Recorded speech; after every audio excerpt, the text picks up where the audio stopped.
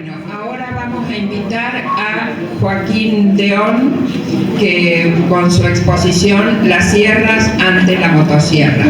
Joaquín es licenciado en Geografía, doctor en Estudios Agrarios por la UNC, doctor en Estudios Urbanos Regionales por la Universidad de Bauhaus-Weimar, investigador del CONICET, profesor de Organización del Territorio Rural de la Facultad de Filosofía en la carrera de Geografía. Bien, entonces lo invitamos a querer esto para disfrutar de ahora, para mostrar.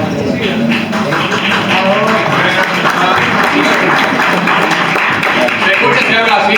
Sí. ¿Sí? Es más cómodo si no estoy con mi... Bueno, muchísimas gracias al Colegio de Arquitectos de la Regional 1, a este espacio, recuérdenme el nombre, ¿cómo es? Arquisichi. Ahí está, bien, no le Arquisichi. Bien. Bien. Muchísimas gracias y muchísimas gracias a unos casi 12 años del Sobre el Río Ticazán, que fue un evento muy similar a este que se hizo, tuve la oportunidad de pendejo, por decirlo así, era chico, de participar en un momento de militancia muy álgido. En la actualidad los hay también en Sierras Chicas, pero por aquel entonces con las reservas hídricas y recreativas naturales. Voy a estar en una exposición sumamente politizada, lo que voy a estar presentando, con un posicionamiento desde la ecología política. El título ya va anticipando cuestiones, ¿sí? Y vamos a estar viendo dos dinámicas. Ahí Patricia presentó recién que yo he trabajado desde un doctorado en estudios sociales agrarios y un doctorado en estudios urbanos regionales con la comunidad haciendo acción, participación e investigación. Digo esto porque voy a presentar área serrana y área urbana que ha ocurrido más que nada en los últimos 20 años y en específico desde el Sobre el Río Ticazán para acá. Ya voy a explicar un poco más qué es lo que fue el Sobre el Río Ticazán, que, dicho sea de paso, también se convocó por el Colegio de Arquitectos, por la Municipalidad de Río Ceballos en ese entonces, y se hizo un espacio similar a este, pero donde debatimos en talleres permanentemente cómo crece Sierras Chicas. Vamos a ver qué pasó en este tiempo, porque han pasado cosas y muchas. Vamos. Urbano, rural, urbano. ¿Qué es Sierras Chicas? Es un mambazo de gente que habitamos acá y que en ese contexto también convivimos con minería, también convivimos, como decía Marco recién, con ganadería, también convivimos con actividades turísticas, pero también nos encontramos en una situación compleja a la hora de encontrar una definición en torno a eso, que quizás no haga falta. Pero vean qué es lo que ocurre, impositivamente, por ejemplo. De las 210.000 hectáreas serranas, ¿sí?, de sur a norte, no voy a nombrar todas las localidades, pero desde La Calera hasta Cochinga, de las 210.000 hectáreas, 38% tributan como urbanas, unas 79.800 hectáreas. Pero solo en 22.000 hectáreas vive el 97% de la población de Sierras Chicas. En la actualidad, de acuerdo a los datos del último censo, unas 180 y pico mil de personas. ¿Sí? ¿Qué hablamos cuando hablamos de urbano y qué entiende el Estado provincial, que es el que está definiendo junto con el nacional lo urbano y lo rural? Aquellos espacios que tienen dotación de servicios o, sin tenerlo, apertura de calles y servicios a, bueno, que se le arregle el frentista y el habitante de ese espacio, ¿sí?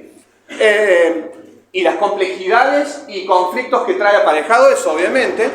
Y también lo rural está definido por los usos que hay allí y por la ausencia de esa conectividad o ese continuum urbano-rural. Por ejemplo, actividades agrícolas o ganaderas o mixtas, que pueden incluir también actividades que son urbanas, por la particularidad de ser esta un área metropolitana. El 62% restante de la superficie serrana corresponde con áreas que tributan como rurales, pero ahí vive el 3% de la población de toda la región. ¿Qué es lo que ha ocurrido en los últimos 20 años a 30 años con esas áreas? Se ha dado un proceso de deserranización. Las y los habitantes serranos se han ido de esos lugares pasando en la década del 80 de unos 30.000 habitantes rurales serranos a unos 2.300 en el año 2022. Datos del último censo. Pasamos a la siguiente. Vamos a meternos en el área rural serrana. ¿Cómo se construye la deserranización? No voy a profundizar en lo que ya dijeron los expositores anteriores, pero los incendios están a la cabeza y acá cabe agradecer a bomberos, a brigadistas que están trabajando hoy para frenar los incendios que están deserranizando la ciudad. Digo esto y vean este dato de análisis histórico.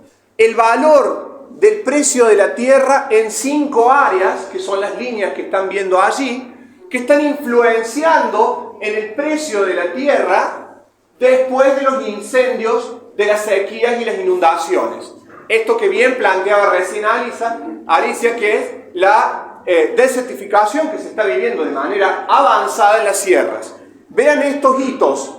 Los incendios de mediados de la década del 90 generaron una elevación en el precio de la tierra en las áreas rurales serranas que empezaron a vivir fraccionamientos o subdivisiones en la tierra, expulsando a los habitantes locales que ya estaban allí habitando.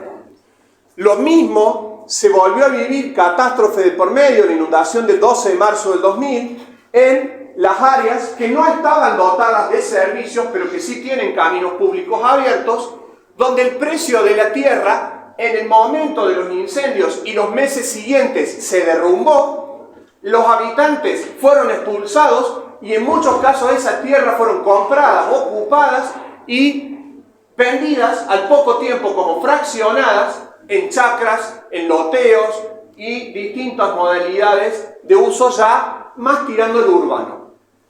Si seguimos viniendo más acá en el tiempo, nos vamos a estar encontrando, voy a avanzar bastante, sí, pero con este periodo de incendios, que también lo destacaba recién Alicia, es de la década del 2010 a la actualidad, que se acumulan muchos incendios y seguidillas de crecidas de ríos que damnifican en demasía a los habitantes y las habitantes serranos.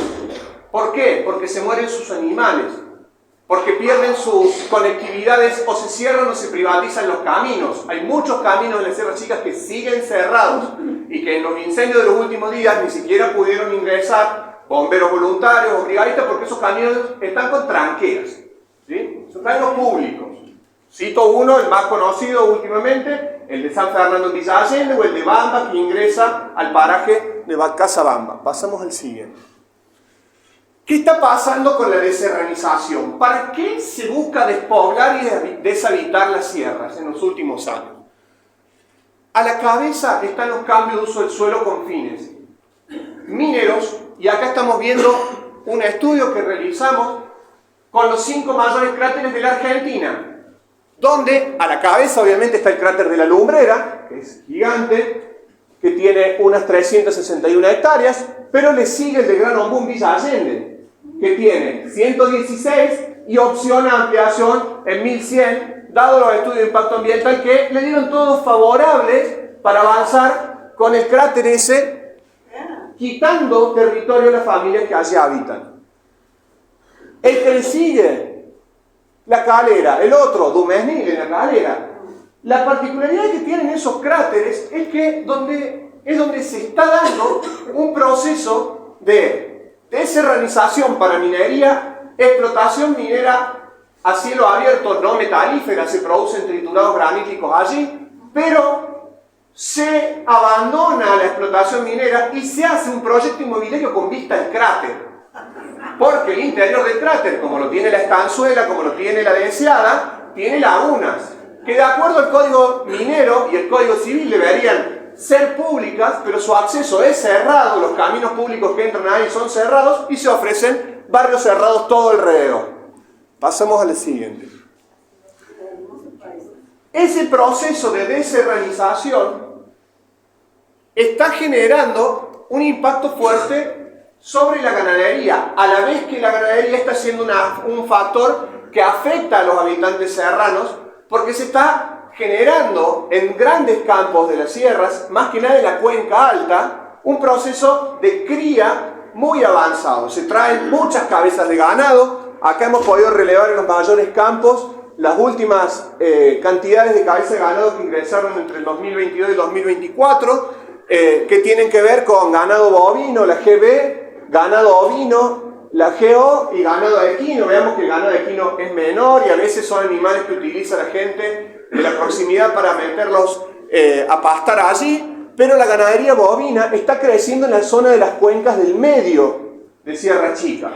Eso es, y lo van a notar si hacen el camino del cuadrado, son los campos conocidos como los campos del inglés, algunos de ellos, ¿sí? Son campos muy extensos, de miles de hectáreas, con miles de cabezas de ganado, que están generando un uso constante del fuego como herramienta de recuperación de las pasturas y por ende, o regeneración rápida de las pasturas y por ende de inserción más rápida de animales para cría.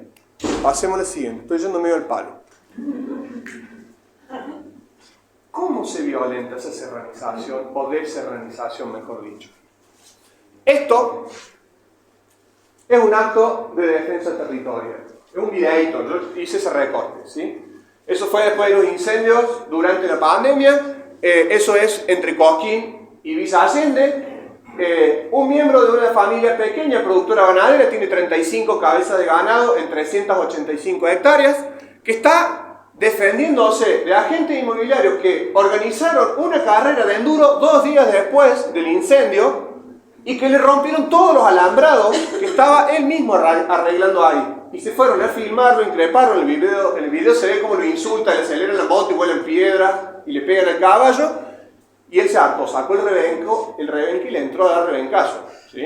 O sea, es un acto violento, complejo el que se vive en las sierras, pero es una resistencia a los pocos pobladores que quedan allí que tratan de defenderla. ¿Defenderla de qué? Del enduro. El enduro es una de las herramientas más grandes de cambio de uso del suelo que vive en las sierras de Córdoba en la actualidad. Y Sierras Chicas es el modelo de transformación. Véanlo, hay circuitos por todos lados y en ellos se dan las carreras después de los incendios. ¿Por qué? Porque se dañan más las cuencas y la gente local no puede resistir eso, en muchos casos se va y deja ahí abandonado el lugar. Veamos que eso no pasa solamente en ese lugar. Este mapa lo demuestra.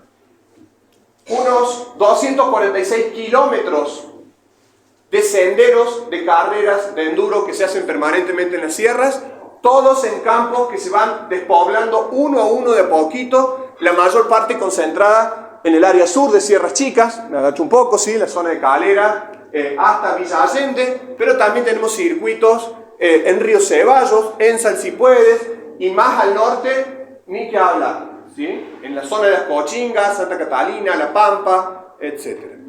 Pasamos a la siguiente. ¿Qué está pasando con el rol del Estado en los últimos años? El rol del Estado en los últimos años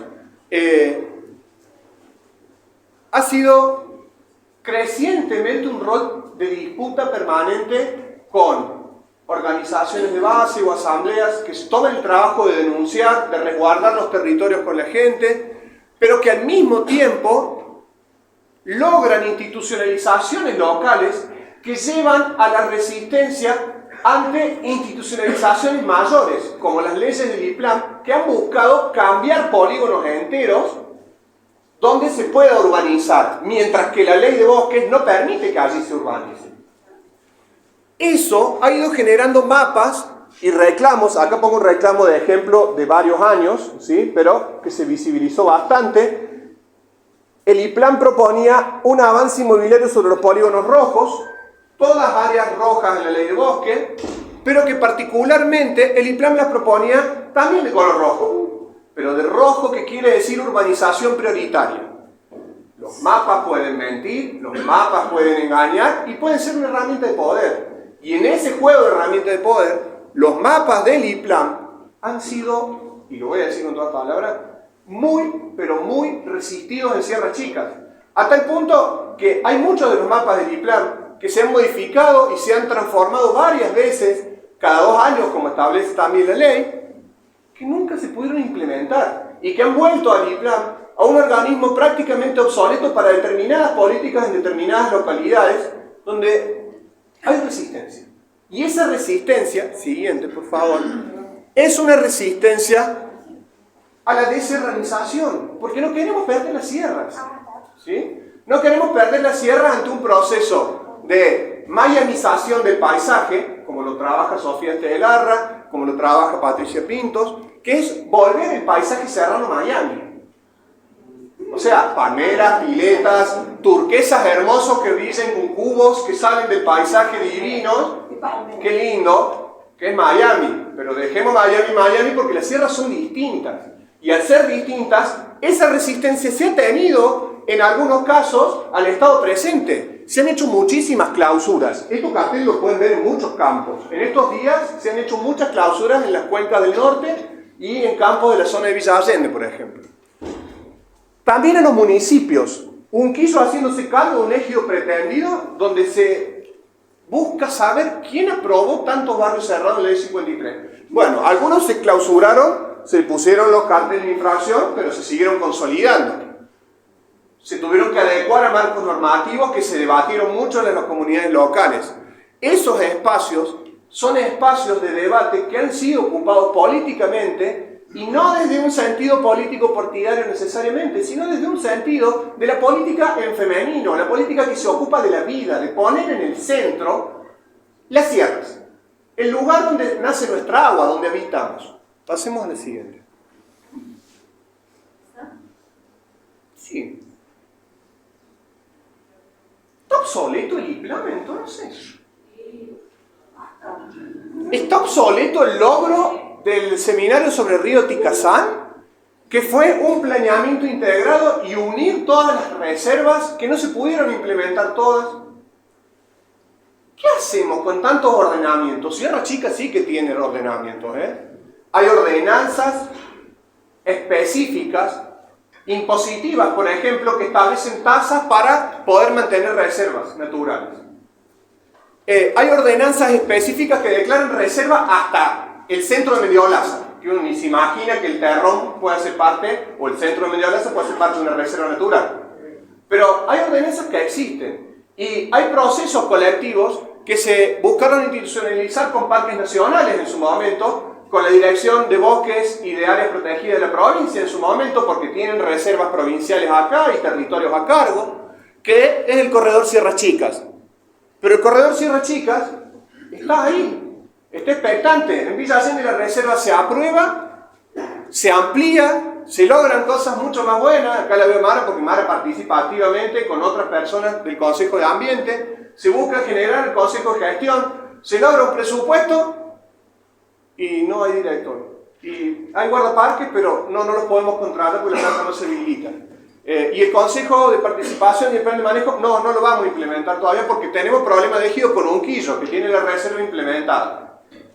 Bueno, vamos a Unquillo a ver la reserva Quebrachito cómo está andando. Y bueno, no tiene jurisdiccionalidad sobre Camino Pan de Azul porque está en disputa con Unquillo. No tiene jurisdicción, perdón, está en disputa Unquillo, está en disputa con Villa Allende. Entonces se me mezclan los pueblos.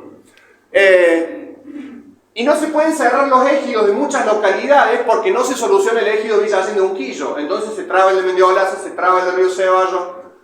Y aparecen otras dimensiones de la cuestión política territorial serrana que ya requieren de una mesa de discusión y de acuerdo que destrabe de una vez por todas eso. Un Unquillo infinito que quiere tener ejidos para todos lados, que está buenísimo, pero el modelo urbano de Unquillo es problemático. El modelo urbano de Unquillo, por todo lo bien que puede funcionar la reserva de los Quebrachitos, es un modelo expansivo muy peligroso para las otras localidades. Por caso Villa Allende, que desde 1939 decidió crecer donde está, ya vamos a ver las implicancias, y hacia el este, pero no hacia la sierra, porque Villa Allende es el cierre de la cuenca junto con Saldán, del arroyo Saldán, o sea, se inunda todo. Entonces, en esa complejidad, ¿qué hacemos con la reserva? Y ni que hablar, ¿qué hacemos con el Parque Lineal Metropolitano del IPLAM? Pasemos a la siguiente. Si no quiere pasar. 5 minutos, ¿qué hago en 5 minutos? No hago nada. Bueno, se empacó, tengo una hora más, vamos. ¿Qué hacemos? ¿Volvemos a las calles? ¿Nos movilizamos? ¿Volvemos a ocupar los espacios en los municipios, en las comunas activamente? para activar los planes de gestión, los planes de ordenamiento, las reservas que están ahí en el papel, guardadas, las que están andando y que tienen que seguir andando así, como Sal Si Puede, como la misma de Unquillo, como Manantiales, etc. Sí, podemos hacer eso, pero también necesitamos darnos el lugar para ver qué mocos se han echado en estos años. Y miren esto. Después de cada inundación hemos logrado relevar el valor de la tierra y encontrarnos con que las inundaciones son parte del negocio inmobiliario. ¿Qué es lo que pasa? Lo mismo que con los incendios de sierra pasa con las inundaciones.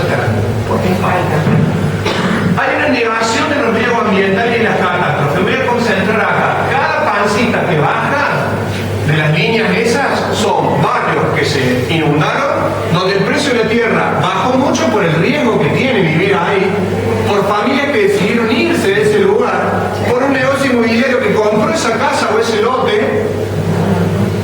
¿Y qué hizo? ¿Duplex o housing? O sea, donde se inundaba una familia, ahora se puede inundar entre 2 y 33. Pasemos al siguiente. Pruebas de esto las podemos ver desde 1939, donde logramos detectar que el negocio inmobiliario existe con esa modalidad de concentración urbana y de creación de los centros urbanos de Sierras Chicas desde esa época. Familias como Cornu, como Tagle, lo voy a nombrar, perdonen, falta el prurito, dije que era política la cuestión, vamos al meollo. Hay familias que definen los cambios de uso de tierra y que se enriquecen después de las inundaciones, generando más riesgo. ¿Y qué hacen? Esas familias vivían al lado del río. Muchas de ellas en la década del 30, la década del 60. Se inundaron, se fueron a vivir a zonas más seguras. Nacieron Estación de Golf, Mendiolaza Golf, todos los barrios del Alto en esa época. Y en el Bajo, en vez de lograr este sueño del BIPLAN, del Parque Lineal Metropolitano, para que no se inunden esos lugares, esa misma familia hicieron pequeños conventillos, complejos de casas para alquilar, primero turísticamente, después con fines inmobiliarios, residenciales permanentes, siguiente. Y así se fue creando el centro, por ejemplo, de Villa Allende, de Mendiolaza en la zona de los Cigarrales, en la unión de los dos ríos. El área inundable tiene en su interior cada vez más inmuebles. Pasemos al siguiente. Y si lo vemos ahora en las últimas inundaciones, esto se vuelve a repetir. Los housings han nacido en el área inundable como un negocio inmobiliario. Es seguro que te vas a inundar, pero no te lo dicen. Porque la negación de la catástrofe se está dando dentro de muchos municipios. Y más claro en las cuencas sur. De las entrevistas que realizamos a funcionarios municipales y a unos 1000 residentes, ahora vamos a ver el resultado, unos 1000 residentes de esas viviendas, de las 2200 que se inundaron, la respuesta fue: cuando alquilé esta casa me dijeron que las inundaciones pasan cada 100 años. La alquiló después de la inundación 2015. 3 de febrero de 2016 llovieron 110 milímetros. La casa se inundó. ¿Sí? Por suerte ahora han pasado varios años que no tenemos esa situación. Pasemos al siguiente. Lo que ocurre es que las familias que se van del área inundada se van a vivir en lugares más seguros. Y esos lugares más seguros están en la cuenca media o cuenca alta, que son estos fraccionamientos que se van haciendo a fuerza de circuitos de enduro, a fuerza de incendios, que se van generando esos cambios de uso de la tierra en esos espacios. Y de allí se va dando una territorialización gracias a la negación de la inundación. Y no estamos diciendo que no se haga memoria, Lo hacen, Tagua lo hace en Unquillo, lo hacen en Mendiolaza con el Festival de Arroyo Serrano, lo hacen en Río Ceballos con otra con la fiesta que se organiza ahí para recordar en la zona de New Porá, lo hacen en Villa Allende en el polideportivo. Pero se niega a la hora de alquilar o de comprar un inmueble. ¿Qué pasa con esa migración? La migración de personas y familias jóvenes al interior de Sierra Chica, por causas de haberse inundado o por causas de no haberse inundado y necesidad de hacer su casa, en 1000 casos relevados,